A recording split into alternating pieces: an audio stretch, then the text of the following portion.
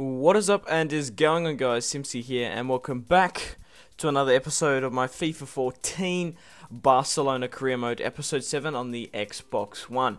Now guys, we've got a hell of an episode today. Firstly, we do have a match against Atletico Madrid, and then we have a lot of transfer negotiations, and then the transfer deadline day. Now, I did end the last episode off as a cliffhanger. Spoiler if you haven't gone and watched it. I accepted I did a counter offer for Diego Costa for 65 million for Tottenham Hotspur. We did buy him for 34, so we are making a crazy profit. And to be honest, he's my reserve striker. I've been just rotating him between Messi and Robert. But if we can get a hell of a transfer with him, and especially putting him out of the sending him abroad to England and not in the Liga, that is just a fucking godsend, to be honest. So we do have this first match against Atletico Madrid. Now, just to recap the last episode, it was a little bit short, so I do apologise, but I'm going to make it up for this episode because this is a massive episode. We had two matches in the last episode though. We ended up drawing 0-0 against Manchester City, so I don't even know where that puts us in the table. Obviously because we didn't, I guess probably because we didn't score any goals. Because we were drawing on points in the group, and that was really to decide who goes top, but we just fucking drew. And then we had a match against Atletico Bilbao and only won 1-0. So guys, we have a lot of transfers coming up, and you guys will be surprised to have signed, because I could not see this coming in the career mode. But Messi starts off the scoring against Atletico Madrid, and it was a nice little piece of play. He finds the space and smacks a beauty past Courtois. The Belgium had no chance. Go back to fucking Chelsea, mate. But nice goal there from Messi, and he really is going to be the top goal scorer of the La Liga, I feel. Neymar trying to get some creative opportunities, but Sola, I think that's how you say his name, whips it into Rodriguez, puts it into the back post, but Manuel Neuer was covering it quite comfortably. Not like that though, he was being fucking shit. A very bad mistake on my behalf sends Atletico Madrid pretty much gifting them a goal, which is, it's shit. What are you gonna do? I guess when you just spam the ball, it's just shit when you spam but Messi did come back, cuts back inside, and scores another one past Courtois to make his second of the match. And I was so happy when I scored that equaliser. I was like, oh fuck, we had a 1-0 lead, and then the fucking we had a 1-0 lead, and I didn't really want to lose it, and I was thinking, oh fuck, and then I had to kind of sweat. But now guys, I'm actually just going to read you out the Liga BBVA table, because it's really quite interesting. Obviously, first is Barcelona on 52 points, Valencia is second on 44 points, followed by Real Madrid at third, Sevilla at fourth, and Atletico Madrid's fifth. Wow, who would have thought that? Mind you, we did get scored on. Unfortunately, Manuel Neuer got caught out of position. If that didn't hit anything but the crossbar, it wouldn't have been back to 2-2. But yeah, after losing Diego Costa and Koke, they really are not as good. They're not playing as good this year, which is obvious. But RCD Espanyol is 6th, and Osasuna, who's 7th, who were 3rd most of the the first half of this campaign. We nearly got one back, but unfortunately it was offside. Neymar did manage to put it in the back of the net, but David Villa ended up coming on as a substitution, so that's not good to see, our previous Barcelona player. But we did get one more back just before the 74th minute in the form of Alexis Sanchez. The Chilean came off the bench, and I really wish I did play with Sanchez more, because he's such a good player. Look at here, then picks up an assist to make it 4-2 to put away the win against Atletico just before the 80. And it was actually Koke, the previous, the former Atletico Madrid player. So it was good to see Koke score against his former club. I'm not too sure they're happy, but Atletico Madrid weren't giving up, and they did manage to get one more back, but it wasn't enough. Unfortunately, Diego Costa didn't get up on the score sheet, but there's the goals, there's the assists. A 4-3 victory is probably not very good, but a victory is a victory nonetheless. So guys, now we got some transfer negotiations, and then we have the transfer deadline day. So funnily enough, we did sell Diego Costa.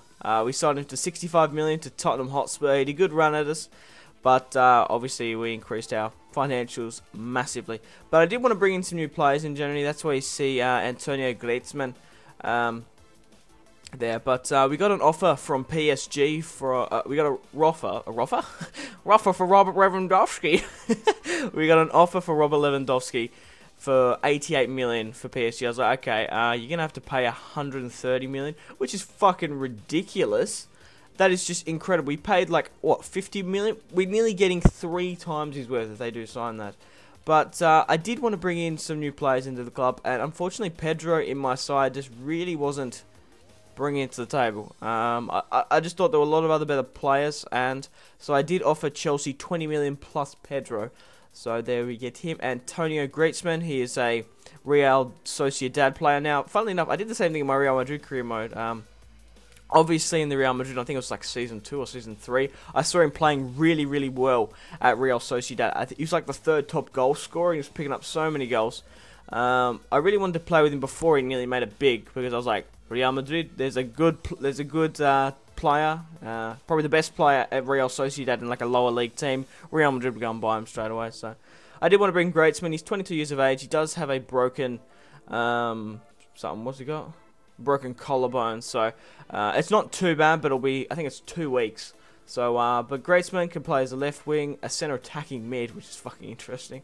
But I did put it, he's fit in 9 days. So, 82 overall, he's going to be like, I can see him being like an Andrés Iniesta sort of thing. He can build up, so I'm going to be giving him a run, and Koke can be more the Xavi, I guess. But we did get a short-term loan for Fulham for Koke. He's been in good form, but I basically just put all my younger players up to short-term loan, and luckily he did go. So PSG actually accept the offer for 130 million for Robert Lewandowski. Manuel Neuer gets an offer here. He's an 89 overall. We signed him when he was a 86. No fucking way we're selling him to Real Madrid. However, on the topic of selling, we sold Robert Lewandowski for 130 million to PSG. We got allocated 110. So I was thinking, oh fuck, we've lost Diego Costa, we've lost Robert, we have brought in Hazard and Griezmann, but we only really have Neymar as a striker. We sold Pedro, we do have Sanchez. So if shit hits the fan and we don't sign anyone, it won't be too bad. So I was like, oh fuck, we're going to need as much money as possible from the board. So they did allocate me just over 10 million. And you might be able to see where this is going, guys.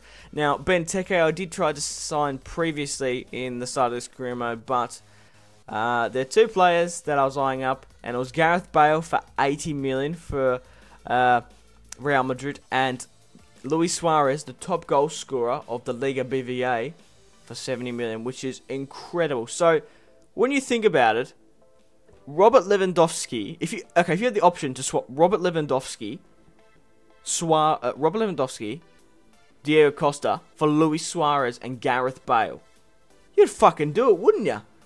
You really, really would. And that's also wiping out Real Madrid's top 2 players. Well, obviously Ronaldo's in there, but man, I did not see this happening in this career mode. So we did sign Gareth Bale, an 87 overall centre forward, and we did sign Luis Suarez, who was an 88. So obviously, I think Luis Suarez is better than Robert Lewandowski. Stats wise, he probably is.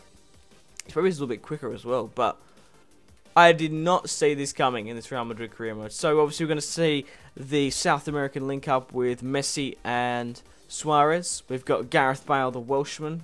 Xavi is an 87 overall, but he's 34 years of age. So I did swap him out for Gareth Bale, someone a little bit younger. Iniesta is 29 years of age. And I'm thinking, I'm not too sure whether or not to swap him out for Hazard or make him more of a squad rotational player. We're playing a 3-5-2. I did move out Busquets. I didn't really want to play with Iniesta. I really did. But I think I had to put him to a centre defensive mid. So I'm going to swap Sergio Busquets out, and we're going to put Hazard in. So I think that's the lineup we're going to go with. Obviously, we've got Sanchez. We've got Griezmann. Now, Koke is on loan to Fulham, so Griezmann can get a little bit more of a role. Unfortunately, Diego Costa didn't make the top 4 on the defense. I did sign him, but I did sign him as like a crucial first-team player, so it's going to be very interesting to see how pissed off he gets in January. But the those three centre backs, well, three defenders, you might say, Dani Alves, PK, and Jordi Alba. How fucking solid is that? Also, we got Cesc Fabregas and Iniesta in the centre defensive mid. We got Neymar and Eden Hazard on the wings. We got Gareth Bale, the playmaker, and then we have obviously Messi and Suarez. We did have a Spanish Cup match against Real Betis. My voice is getting a little bit sorry, guys. But fucking Iniesta goes to the centre defensive mid. First match, managed to score a goal, which is fucking incredible. We did get a loan offer here from De Santos, and I'm quite happy to send him out on loan. Now, this name is incredibly racist. Elche? I can't remember how you pronounce their name. I think it's Elche. But they signed a player, an Asian player called Lee Dong-gook. Lee Dong-gook.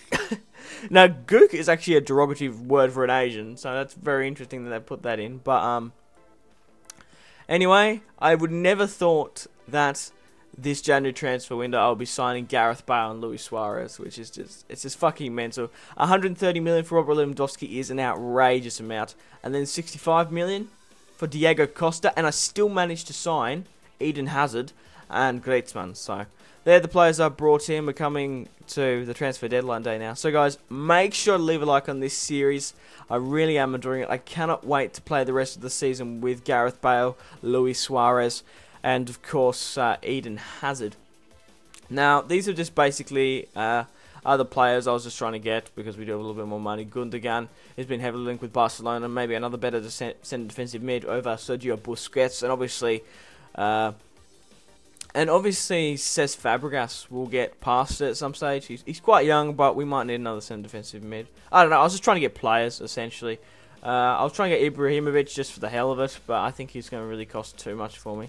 So, Gundogan might go ahead, but we'll just have to see about that one. Marco Reus, 35 million. Now, Xavi is an 87 overall, and I haven't actually got any offers from him. So I was thinking, right, we might, and it's very much in the same boat as Iniesta. Iniesta is 29 years of age, and we have a little bit of money left over from those, from signing. So we've got 4 million, so that's really not that bad, and especially since we've got Xavi and we have Iniesta. So we have Xavi and Iniesta, but we haven't seemed to get any loans from them. So I think when Iniesta will hit 30 next year, his stats will start to go down.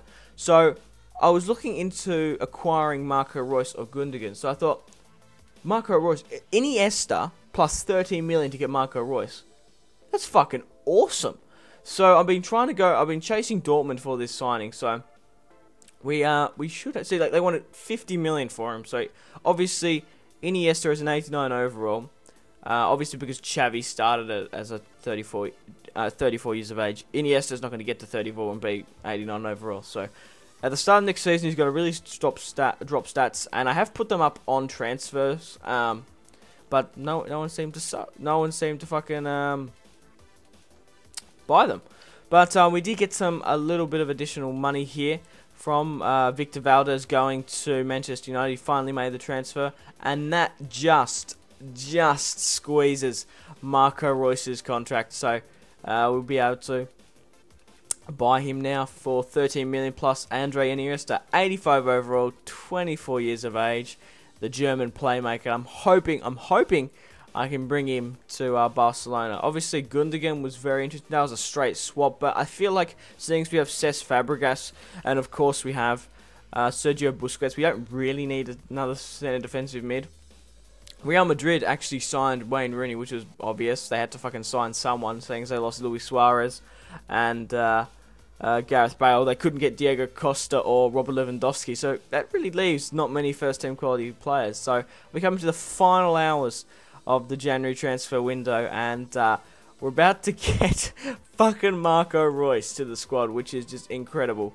Obviously we play a 3-5-2, so we're probably going to need more central mids and wingers. So that's why, obviously, you might be thinking, why the fuck you signed Griezmann and Eden Hazard? Well, yeah, well, we got more wingers. So we did sign Marco Reus for Iniesta plus 13 million, which I think is a bargain. I I really wish I did offer firstly Xavi, so that was the first option. Xavi's 34 years of age, he's 87 overall, but no other club. They asked for an outrageous amount, but I did put Iniesta in, and they were like, oh yeah, we could do something.